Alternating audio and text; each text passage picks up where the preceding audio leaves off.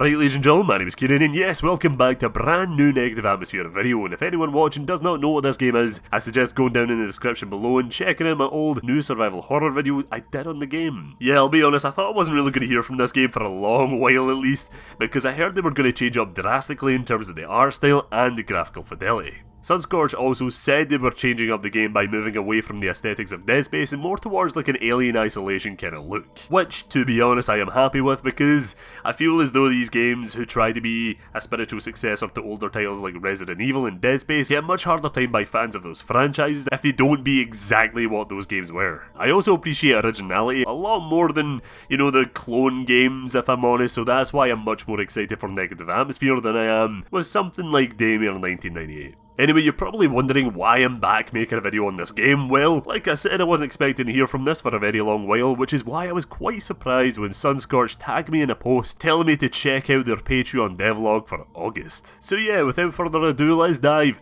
right into some updates for Negative Atmosphere. Sunscorch touched on the progress of the game by saying this. We now have all the core gameplay elements implemented into their stable and bug-free states. These core gameplay systems include player movement logic, sprinting, crouching, melee and unique animations, weapon logic and handling, that means aim down sights, multiple fire modes and types, health and damage systems, so health and medkits, suit armor, UI damage, and enemy AI. Basic enemy AI will seek out, follow and attack the player. Before we move on, let's talk about these small little development previews just for a wee second. The new design of Samuel's outfit looks amazing and a lot more unique than the previous, more Dead Spacey design in the earlier trailers. I also really look forward to using this new Gatling laser thing that looks like it'll be very useful mowing down fucking hordes of whatever we're fighting against. I don't know what to call them. Are they mutants? Are they zombies? I'm gonna call them mutants for the now. Why not? What I found very interesting in the second preview is that Samuel isn't actually wearing the helmet. So I'm guessing the helmet is only for like certain parts of the game, or it can be removed by enemies. I'm not really too sure in that one. The new health and damage system looks very cool indeed, and the smash screen reminds me of fending off the Covenant for the final time in Halo Reach. There is also that red flashing light in the back of his suit, which definitely indicates that he's in low health, but then there is the cracked helmet problem, which I'm guessing you just remove that by just removing the helmet altogether, like in the second preview I just showed you there. So maybe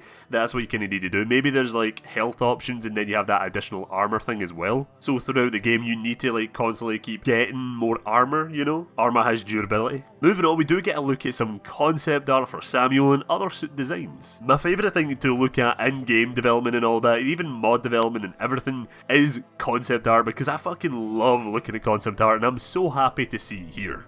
They do talk briefly on the new suit design we see in earlier previews, saying this. We enlisted the help of an ex-Navy service member known as Toki, who has served aboard US aircraft carriers to aid our art team in designing realistic and above all else functional outfits and uniforms to use within the Rozanov. This allows for our uniforms and outfits to have a more grounded and practical design while still looking futuristic. Sunscorch also talk about the environments of the game, more specifically the Negative Atmosphere's main setting, the Rozanov. The art style of the game is heavily inspired by early Soviet space programs with influences coming from industrial facilities and modern-day military ships. The Rozanov is a ship built for purpose and supplied with the bare minimum required, which is definitely, they're telling us here, hey, if you're expecting to find a wealth of supplies and ammo, think again, you're not going to get any because this is a fucking peasant ship. This is a working man ship. You're not going to get a bunch of ammo. You're lucky even you're getting a Gatling laser. You're probably going to find that. That's probably like the biggest thing in the game. Maybe, possibly. I'm probably definitely wrong in that one. They talk about the design of the ship and how the in-game ship is constructed so it will have consistent visuals without looking repetitive or boring to look at. They do go way more into detail, but I'll leave the link to the post down in the description below if you want to read up on all of it. By the way, I will be missing out on a few things here, just, to keep the video contained, to keep the video sort of short. I don't want a big half-an-hour post me describing fucking everything. So if you are interested in this game and you want to read more about it, I will leave it down in the description below, and maybe you can check out their Patreon as well. I don't know, maybe you can just support their Patreon Patreon for $1. I think it was like $1 a month or something. You get a look at all the earlier previews. So yeah, continuing down the Devlog, we do get a look at some enemies who do look very spooky indeed.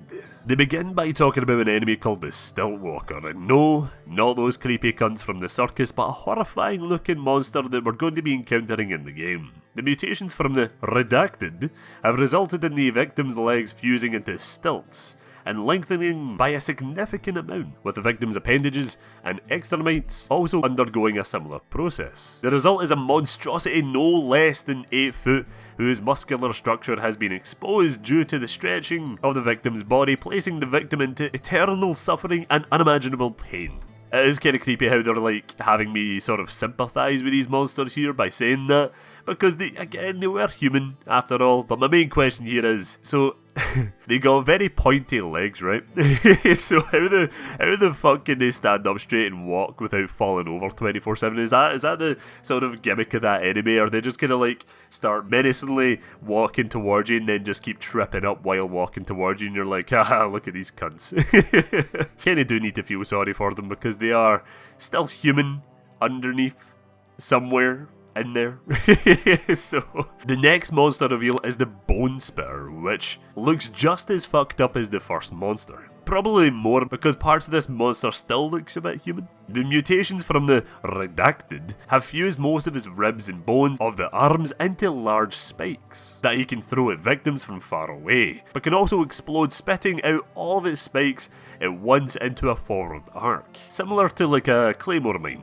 Okay, so I do like the sound of this enemy, mainly because there are suicide type enemies in other games that are rather easy to deal with, because you just need to, you know, keep your distance, and usually some of them are just like one-shot kills, but here it seems like these enemies are just as dangerous at range as they are up close. We are given an update on animations and character models here, with Sunscorch bringing up the fact that the animations seen in the EJX trailer were rushed due to time constraints, so they want us to know that these animations seen in previous gameplay and trailers will not appear like that in the final game. They talk about how their animators have been bringing their animations and assets up to AAA standards, which you can definitely see here, especially with the new work in progress renders of Samuel's face, which definitely look amazing and up to par with recent horror games. Saving the best for the last for me personally is updates towards the game's story. The story focuses on the dynamics between man and machine, a sort of horror rendition of Master Chief's and Cortana's journey together from the Halo franchise, as Samuel Edwards is left alone aboard the Rosanov with only the suddenly sentient ship IAI Sierra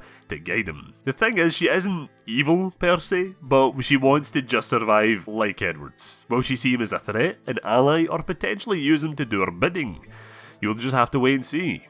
The story itself is planned to span a good chunk of the TRH Rosanov, and we are aiming for it to be approximately 7 hours long. The story is not exactly linear, enabling optional exploration and multiple routes to objectives, but once you have progressed and left the deck, you cannot return to that area. Again, I've said this in the earlier survival horror videos, I think games like this should be around the 7 to 8 hour mark, with the game constantly throwing new things at you to keep that scare factor up, you know? But yeah, as they say here, there is optional exploration and multiple routes to objectives, which I'm guessing reward you with like healing items and other supplies if you do decide to go and explore different areas. So yeah, that pretty much wraps up today's video on Negative Atmosphere. There is a bunch of new information focusing more on the development side that I left out, but if you want to read up on that, I will leave their Patreon post down in the description below if you want to, you know, check that out if you're interested. Special thanks to my brilliant patrons, KG, Proxy1, Devil, and TG Monster for your continued support over on my Patreon. Thank you guys so much, I do really appreciate it. But yeah, these updates do look amazing. I cannot wait to see more of Negative Atmosphere. It's going to be so good.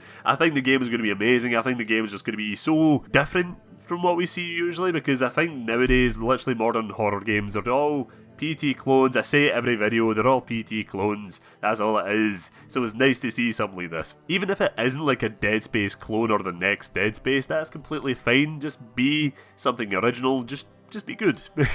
that's all I can really say in the matter, like, just be good. But yeah, thank you all for watching. Leave a comment down below on what you think of these updates, and yeah, I shall see you all next time. Bye bye.